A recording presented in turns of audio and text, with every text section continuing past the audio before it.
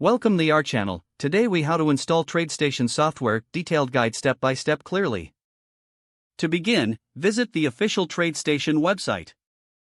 Locate the download button prominently displayed on the home page. Click on the download button to initiate the download process.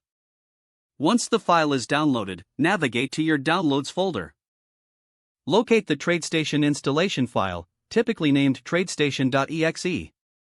Double-click on the installation file to start. A user account control prompt may appear. Click Yes to allow the installation to proceed.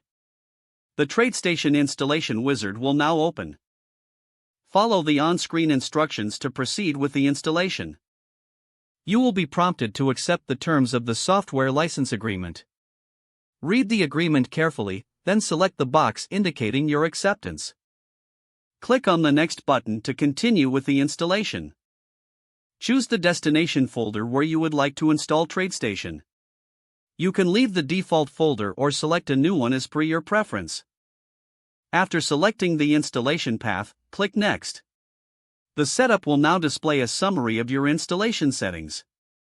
Review the summary to ensure everything is correct. Click on the Install button to begin the installation process. The installation may take a few minutes to complete. Once installation is finished, you will see a confirmation screen. Select Finish to close the installation wizard. Next, locate the TradeStation icon on your desktop or in your Start menu. Double-click the TradeStation icon to launch the application. Upon opening, you will be prompted to log in or create a new account. Enter your credentials if you already have an account.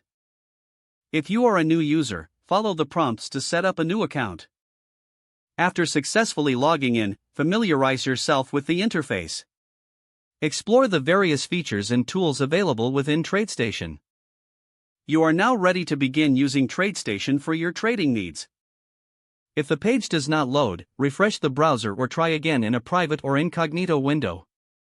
Don't forget to like this video and subscribe to our channel for more step-by-step tech guides.